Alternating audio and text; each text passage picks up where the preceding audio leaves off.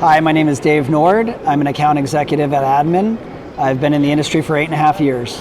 One of the biggest trends that I'm seeing in polymer right now is the drive for materials. A lot of companies want an end game material. So though the prototyping materials are always going to be relevant in our industry, I'm seeing a lot of amazing new materials that are very similar, if not the same, as thermoplastics.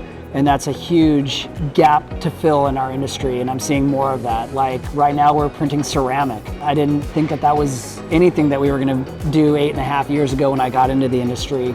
I'm seeing a lot of materials that are UV friendly.